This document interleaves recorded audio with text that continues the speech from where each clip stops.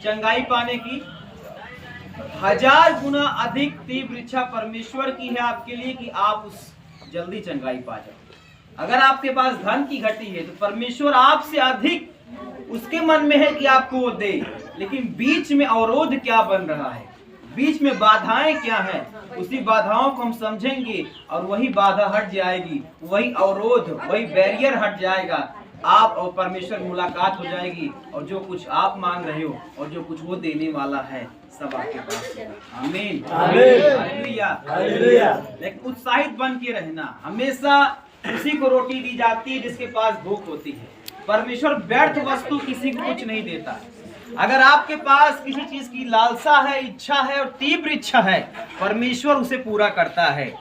व्यर्थ में परमेश्वर नहीं देता कुछ चीज, क्योंकि उसका राज्य व्यर्थ नहीं है। वो कहता है व्यर्थ में मेरा नाम भी मत लेना, क्योंकि व्यर्थ और उसे मजाकबाजी में उड़ाने के लिए, और परमेश्वर ये नहीं चाहता कि आप उसे वेस्ट करो, बर्बाद करो। जो कुछ परमेश्वर दे, जब तक आप उसको सजोने के काबिल नहीं हो जाते तब तक परमेश्वर वो चीज आपको नहीं देता। चाहे चंगाई की बात करो, चाहे धन की बात करो, चाहे अभिषेक की बात करो, जो कुछ परमेश्वर देता है वो चाहता है कि आप उसे संजो कर रखो। और जिस चीज में आप तीव्र इच्छा रखते हो कि प्रभु मुझे दीजिए ये चीज, प्रभु कहता है हर एक चीज इंसान के लिए बनाई गई है। हर एक चीज इस धरती पर जो कुछ है वो आपका है। बाइबल कहती है आप पृथ्वी के अधिकारी हो, और अगर आप अधिकारी हो तो आप गरीब का जीवन क्यों जी रहे हो? कारण ये है कि परमेश्वर की इच्छा आपके जीवन में नहीं है। आप समझ नहीं पा रहे हो परमेश्वर चाहता क्या है और आप कर क्या रहे हो। अगर इस बात को समझ जाओ कि परमेश्वर क्या चाहता है और हमें करना क्या चाहिए, उसकी इच्छा के अनुरूप काम करना शुरू कर दो। हर एक वस्तु, परमेश्वर कहता है जवान सिंह को घटी होगी और वो भूखे रहेंगे, लेकिन मेरे डरवैयों किसी भली वस्तु घटी ना होगी।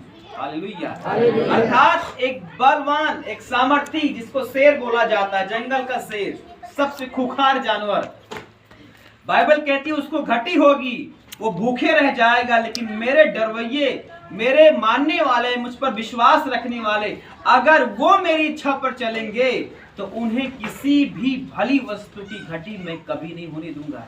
हालेलुया। सब कुछ परमेश्वर के नियंत्रण में है, उससे बाहर कुछ भी नहीं है, लेकिन हमें उसकी मर्जी में आ जाना है बस।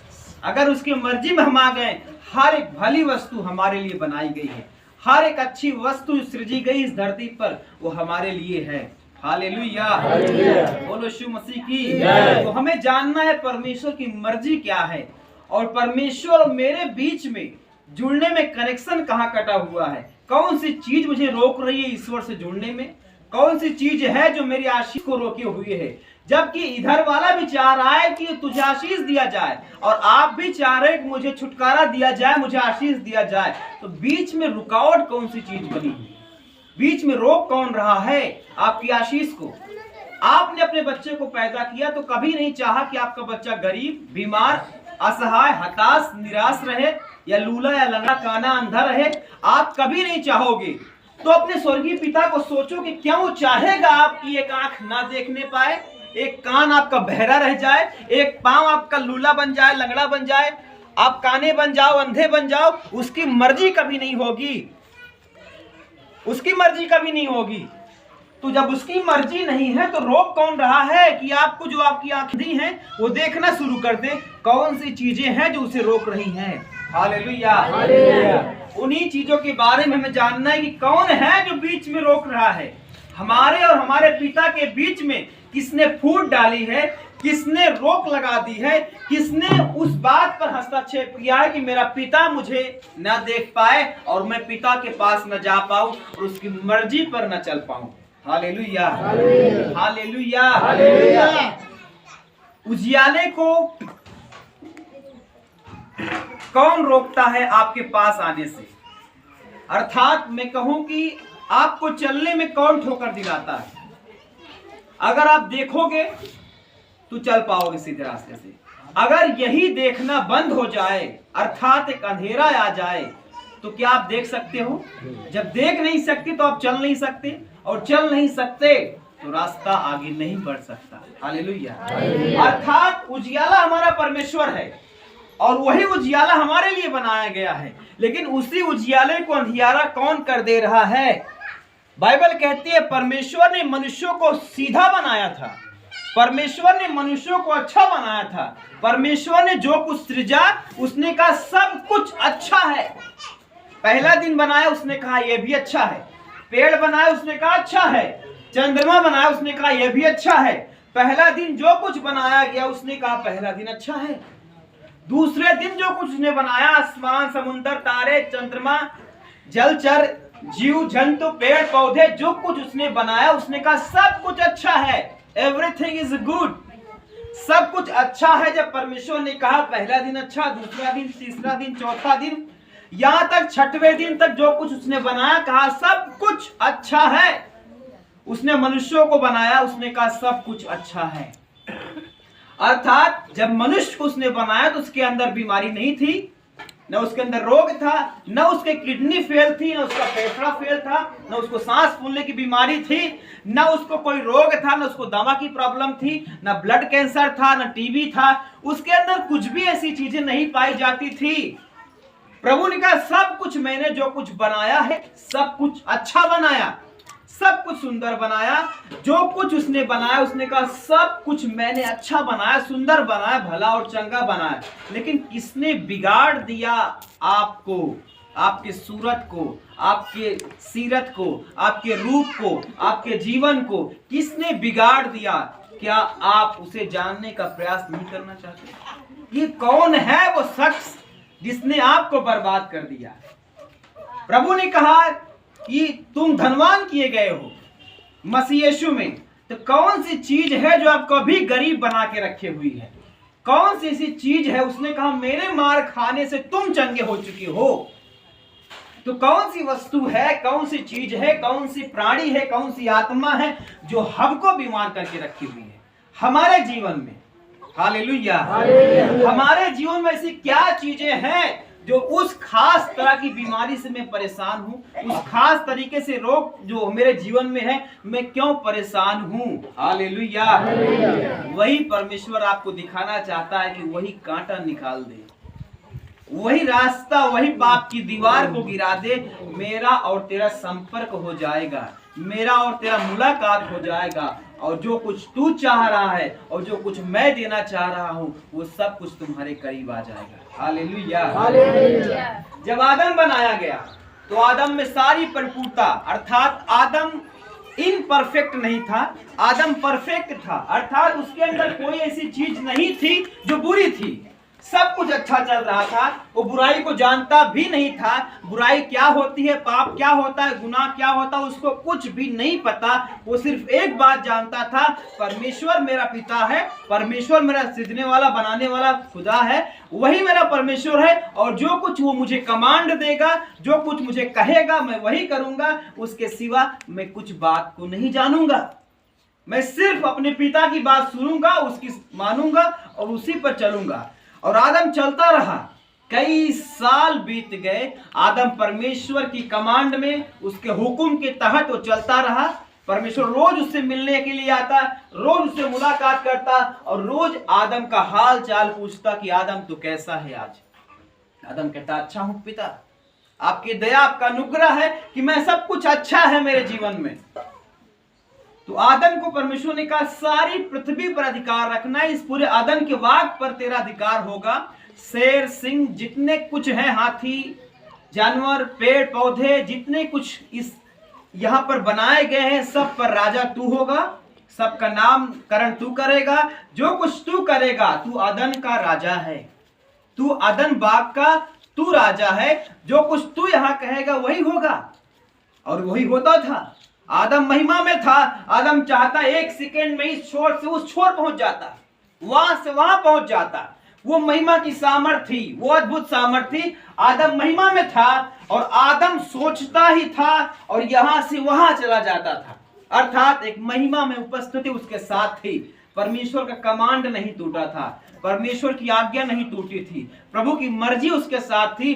परमेश्वर पूरी इच्छा के साथ, पूरे दिल के साथ, पूरे मन के साथ उसके साथ संगति रखता था, और जो कुछ परमेश्वर के अंदर था वो आदम के अंदर आ जाता था, और आदम महिमा से भरा हुआ था। उसके अंदर ना कभी बुखार, ना कभी खांसी, ना कभी जुकाम, ना कोई रोग, ना कोई किडनी प्रॉब्लम, ना कोई हार्ट प्रॉब्लम, ना कोई बीपी प्रॉब्लम, कुछ भी नहीं था उसके अंदर। बिल्कुल भला चंगा, सालों साल वो जीवित रहा। लेकिन एक दिन अचानक ऐसी घटना घट गई कि परमेश्वर की मर्जी वहां टूट गई, परमेश्वर का कमांड टूट गया, परमेश्वर का वचन उसने तोड़ दिया। और तोड़ा तब जब एक अवरोध उत्पन्न करने वाली आत्मा उसके बीच में आ गई, एक फूट दिलाने वाली। और ना ही इंसान उसको संपूर्णता को सिखा सकता है। हर एक इंसान जब जन्म लेता है इस धरती पर, एक आत्मा है जो भरमाने वाली होती है, उसके पीछे लग जाती है, उसको बुराई में गिराने के लिए। क्योंकि वो आत्मा तब तक काम नहीं कर सकती जब तक एक इंसान परमेश्वर के हुक्म के तहत है, जब तक एक इंसान परमेश्वर के कमांड के नीचे, उसके वचन के नीचे है, वो आत्मा वहां पर बेबस है। लेकिन जब वचन टूट जाएगा, इंसान परमेश्वर से उसके वचन को तोड़कर अलग हो जाएगा, वही उस आत्मा का प्रवेश होता है, वही वो आत्मा काम करना शुरू कर देती है। जब आदम महिमा में था, कभी नहीं तोड़ा परमेश्वर की आज्ञा को, और जब आज्ञा नहीं टूटी तो बाइबल कहती है पाप की मजदूरी मौत है, धार्मिकता का फल अनंत जीवन है। अगर एक व्यक्ति धर्मी है तो उसके जीवन में शैतान का कोई काम नहीं। लेकिन जहां अधार्मिकता वास कर जाए, वही शैतान निवास कर जाता है। उसने हवा से कहा, अर्थात आदम की पत्नी से कहा कि परमेश्वर की आज्ञा तोड़ दे, क्योंकि इस फल को खाने से कोई बुराई नहीं है, परमेश्वर तुझसे झूठ बोल रहा है।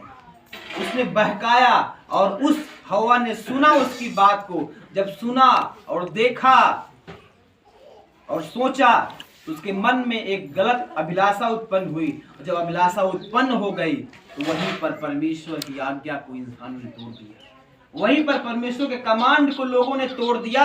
और जब कमांड टूट गया, वहीं से उस पाप की आत्मा का प्रवेश हो चुका, वहीं से वो पाप की बीमारी की, उस अंधकार की शक्ति ने प्रवेश किया इंसानों के जीवन में। जब इंसान के जीवन में वो बुरी आत्मा आ गई, तब इंसान हर एक बात को जानना शुरू कर दिया, पाप को और धार्मिकता को, अधर्म को। और वो आत्मा जब काम करना शुरू किया तो वही आत्मा लेके चल रहा है पाप की ओर, गुनाह की ओर। और जितना गुनाह इस धरती पर बढ़ेगा, बाइबल कहती है अंत के समय में अधर्म बढ़ जाएगा, और अधर्म के बढ़ने से बहुतों का प्रेम ठंडा हो जाएगा। क्योंकि अधर्म जितना बढ़ेगा, शैतान उतना काम करेगा। कुछ समय पहले आप देखते होगे इतनी बीमारियां नहीं थी जितना बीमारी अब आ गई है।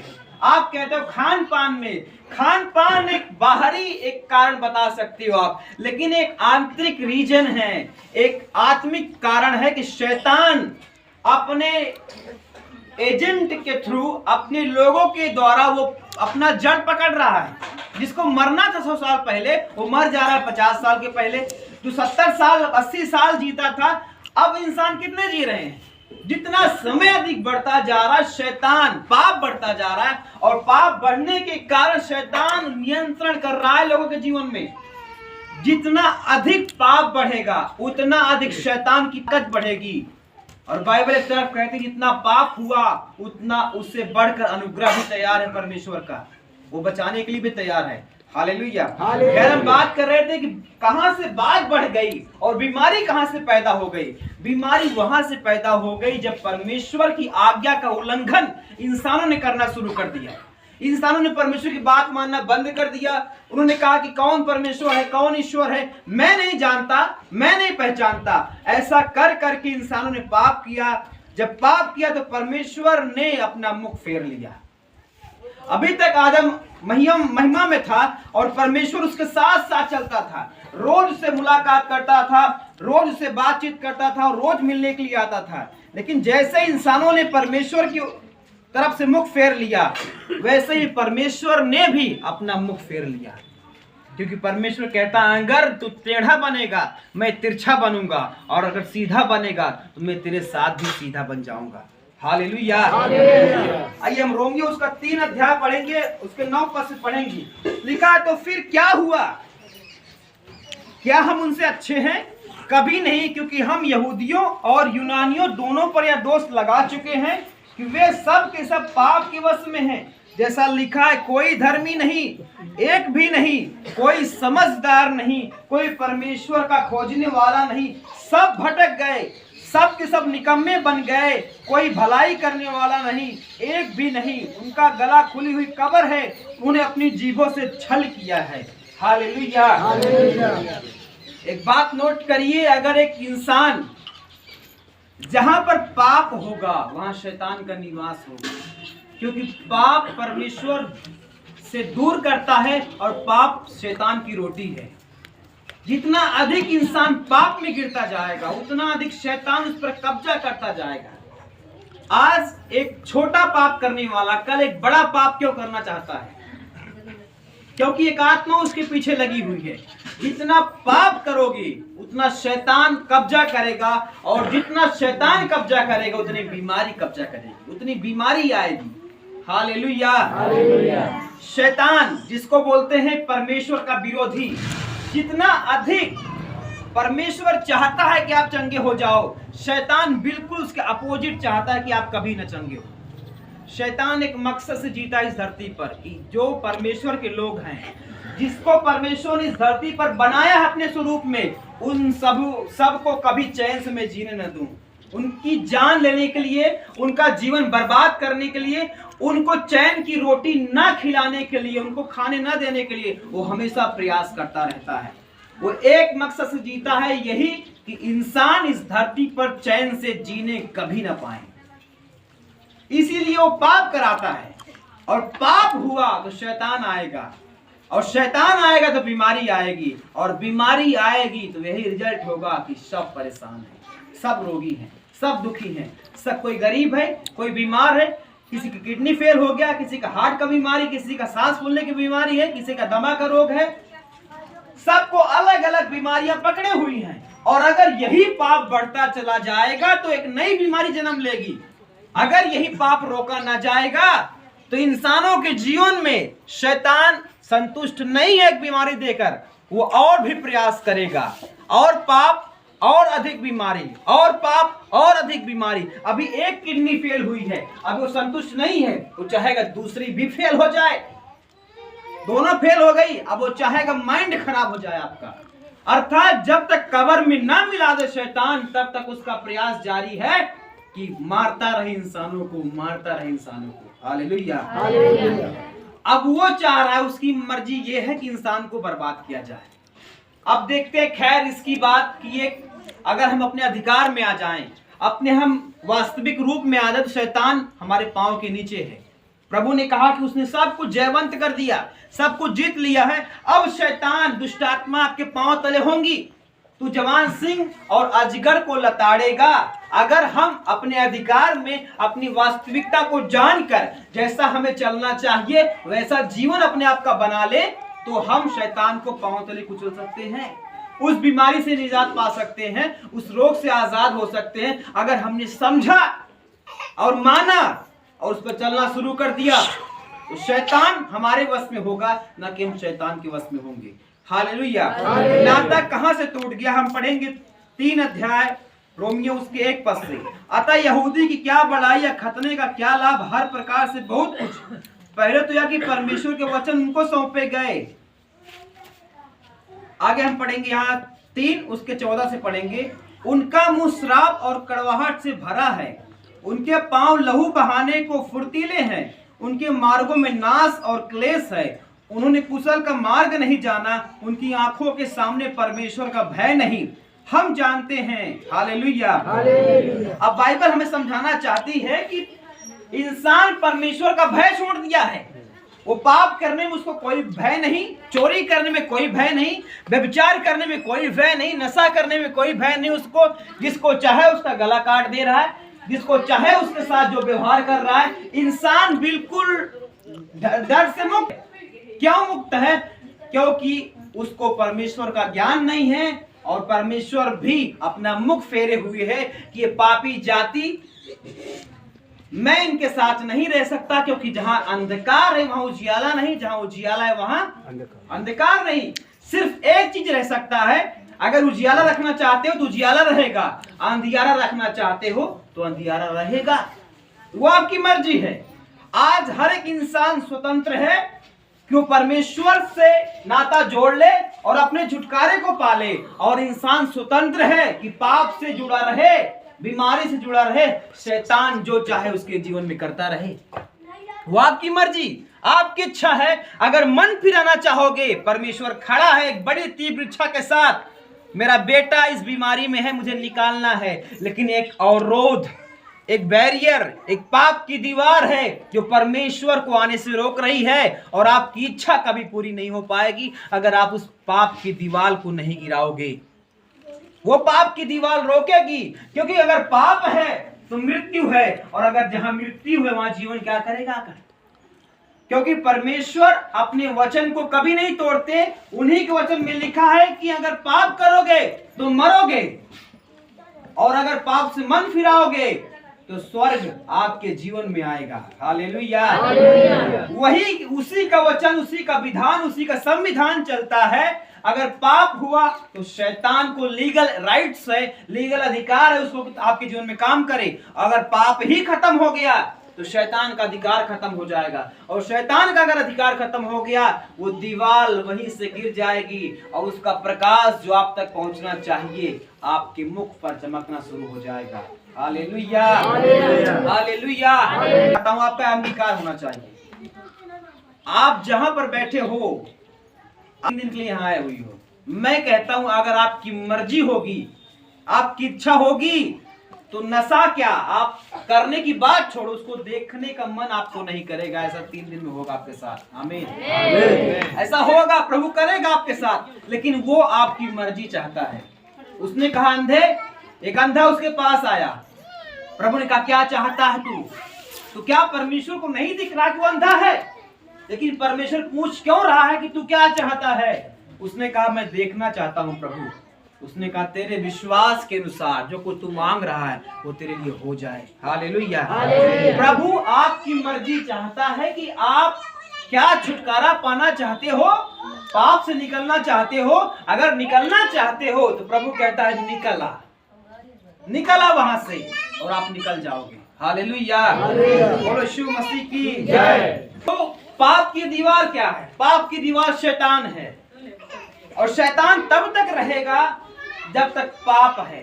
अगर शैतान की रोटी मिलना उसे बंद हो जाए, वो कमजोर होगा। अचानक तो नहीं, लेकिन अगर एक दिन उसको रोटी ना दिया जाए, कल वो भूखा होगा, कमजोर होगा। 2 दिन ना दिया जाए और कमजोर होगा। 3 दिन ना दिया जाए वो कमजोर होकर नाश हो जाएगा। हालेलुया। अगर एक इंसान पाप छोड़ दे, शैतान उसके जीवन को छोड़ देगा, और अगर शैतान जीवन को छोड़ देगा तो परमेश्वर की शांति और उसका छुटकारा आपके जीवन में आ जाएगा। हालेलुया। तो क्या आप तैयार हो उस दीवार को गिराने के लिए कि नहीं? आप तैयार हो कि नहीं? मैं आपको परमेश्वर का हार्ट बताना चाहता हूं, उसका दिल बताना चाहता हूं। वो कहता है कि तुम बुरे होकर अपने बच्चों को अच्छी वस्तु देना जानते हो। अर्थात एक चोर जो किसी का गहना चुरा के लेके आता है घर से, या किसी का गला काट कर उसके जेब से पैसा निकाल के आता है, इतना मर्डर करके वो पैसा कमाता है। जब उसका एक बच्चा उससे कहता है डैडी मुझे एक साइकिल चाहिए, तो एक चोर, एक हत्यारा, एक गुनाहगार, एक मर्डर करने वाला व्यक्ति कहता है ठीक है बेटे मैं तेरे लिए लेकर आऊंगा। तो प्रभु कहता है सोचो जरा, थोड़ा सोचो। एक चोर, एक व्यभिचारी, एक गुनाहगारी, एक मर्डर करने वाला, एक हत्या करने वाला अपने बच्चे को कहता है कि मैं तेरे लिए लेकर आऊंगा, मैं दूंगा उसे। सोचो तुम्हारा स्वर्गीय पिता जो कितना धर्मी है, कितना पवित्र है, जो क्षमा की खान है, जो दयालु है, वो कहता तेरी माँ से बढ़कर मैं तुझसे प्यार करता हूं, वो आपके मांगने पर क्यों ना देगा। एक चोर अपने बच्चे को देना जानता है, एक व्यभिचारी अपने बच्चों को देना जानता है। क्या वो स्वर्गीय पिता आपको ना खिलाएगा, ना देगा? वो उससे बढ़कर देगा, उससे बढ़कर देगा। लेकिन ये कि उसके संतान के रूप में तो आ जाओ, उसके बेटे की तरह तो आ जाओ। उससे दूर क्यों भटक रहे हो? उसका घर कहाँ है, उसका दायरा कहाँ है, वो कहाँ मिलेगा आपको? जब उसके निकट आओगे तभी तो वो आपके निकट आएगा। तो जरूरत यह है कि हम प्रभु के निकट आए, उसके पास आए। जब हम उसके पास आएंगे, बाइबल कहती है वो जब आप उसके निकट आओगे तो वो भी आपके निकट आएगा। अगर आप उससे भागोगे तो वो भी भागेगा। अगर टेढ़ा बनोगे, वो कहता है मैं तिरछा बनूंगा, सीधा बनोगे तो मैं तुम्हारे लिए सीधा बन जाऊंगा। हालेलुया। नहीं, जिसको मैंने इस धरती पर बनाया, जिसको भेजा, वो कुछ विचार नहीं करती कि मैं कहां से आया, किसने बनाया, क्यों आया, क्या करने के लिए आया, मेरा पिता कौन है, मुझे कौन छुड़ाएगा, कौन बचाएगा। जरा सोचो, आप तो उसके चक्कर में पड़े हो जिसको परमेश्वर ने बना दिया। आप इस रोशनी देने वाले सूरज के चक्कर में पड़े हो, इसको तो खुदा ने बनाया है। आप किसी पेड़ पौधे के चक्कर में पड़े हो, उसको प्रभु ने लगाया है। सोचो, इसका लगाने वाला कौन है, उसको बनाने वाला कौन है, दुनिया का बनाने वाला कौन है। उसके पीछे जब दौड़ोगे तब आपको सच्ची शांति, सच्चा छुटकारा तब आपको प्राप्त होगा। हालेलुया। यशायाह उसके एक अध्याय में चलेंगे, वो हमसे बात करना चाहता है कि आखिर आया वो कहाँ है, उसको पुकारना भूल गए आप। हालेलुया। तो कहता तनिक विचार मेरी प्रजा नहीं करती। एक जानवर सोचता है कि मेरा मालिक कहाँ है, लेकिन मेरे लोग नहीं सोचते कि मेरा परमेश्वर कहाँ है, उसकी मर्जी क्या है, उसकी इच्छा क्या है, वो चाहता क्या है। हालेलुया। धक्का दो अपने पड़ोसी को, सब लोग देखो कौन सो रहा है, देखो देखो। हालेलुया। ये भी एक अवरोध है जो कुछ बताया जा रहा है। आप सुनोगे नहीं तो जाएगा नहीं। अब जाएगा नहीं तो अगर बीज गया नहीं तो उगे कैसे? वो बीज को खा डालता है शैतान। कई युक्तियां उसकी हैं, एक से नहीं फंसोगे, दूसरा फंसाएगा, वो तीसरा ही चौथा मारेगा। लेकिन आपको बुद्धिमान होना है। बाइबल कहती है कि तुम शैतान की युक्तियों से अनजान नहीं, उसकी युक्ति समझो। हालेलुया। हालेलुया। हाय, यह जाति पाप से कैसी भरी है, यह समाज अधर्म से कैसा लदा हुआ है, इस वंश के लोग कैसे कुकर्मी हैं, ये बाल बच्चे कैसे बिगड़े हुए हैं। उन्होंने यहोवा को छोड़ दिया, उन्होंने इज़राइल के पवित्र को तुच्छ जाना, वे पराये बनकर दूर हो गए हैं। हालेलुया। अब सोचो जरा कि एक इंसान परमेश्वर के साथ क्या व्यवहार कर रहा है। आप इस बात को नोट करना, जो कुछ आप परमेश्वर के लिए करते हो उसका बदला आपके जीवन में आता है। अगर भलाई करते हो तो भलाई का बदला आएगा। अगर परमेश्वर को निराश करते हो तो निराशा आपके जीवन से कभी भी नहीं जा सकती। लिख कर रख लो, जो कुछ परमेश्वर को आप देते हो वही कुछ काटोगे आप। अगर प्रभु को निराश करते हो, बार बार उसको भूल जाते हो, तो मत भूलो, भविष्य में आपको भी परमेश्वर भुला देगा। और अगर आज स्मरण रखते हो, उसको याद रखते हो, उसका अपमान नहीं करते, तो भविष्य में परमेश्वर भी आपको याद रखेगा, स्मरण रखेगा, आपको भूलेगा नहीं और आपको सम्मान दिलाएगा। हालेलुया। जो कुछ प्रभु को आप देते हो वही पाते हो आप। अगर यहाँ पर लोगों ने भुला दिया प्रभु को, तो भुलाने के बाद बहुत आनंद नहीं मना रहे हैं कि हम भूल गए परमेश्वर को, अपने मन मर्जी करने लगे, अपने देवता बना लिए, अपने परमेश्वर बना लिए, अपनी मर्जी से जो मुझे डांट ना सके, जो मुझे फटकार ना सके, जो मुझे कुछ बोल ना सके, ऐसा ईश्वर बनाकर उन्होंने परमेश्वर को त्याग दिया। इसलिए प्रभु ने भी कहा कि जाओ तुम, मैंने भी तुम्हें त्याग दिया, क्योंकि तुम बलवा करने वाली जाति हो। तुम मुझसे लड़ते हो जबकि मुझसे जीत नहीं सकते, मुझसे बलवा करते हो जबकि मुझसे तुम आगे नहीं निकल सकते। तुमने मुझे छोड़ दिया, तो बाइबल कहती है मैंने भी अपनी प्रजा को ठुकरा दिया। और जब परमेश्वर ठुकरा तो किसको मौका मिल गया? उजियाला चला गया तो कौन आ गया? अब अंधियारा आ गया तो अंधियारे में क्या कर सकते हो आप? अंधियारा आपको परेशान करेगा, अंधियारा अपना हुकूमत जमाएगा, अंधियारा आपको परेशानी लेकर आएगा। आप चलोगे, ठोकर खाओगे, रास्ता तय नहीं कर सकते, भविष्य नजर नहीं आ रहा है, क्या करना है कुछ समझ में नहीं आ रहा है, कहाँ जाना है कोई पता नहीं, कहाँ कमाना है, क्या करना, कौन सा बिजनेस करना, कौन सी नौकरी करना है, क्या काम करना है। एक बीमारी आ गई, अब कहाँ जाएं हम? किसके पास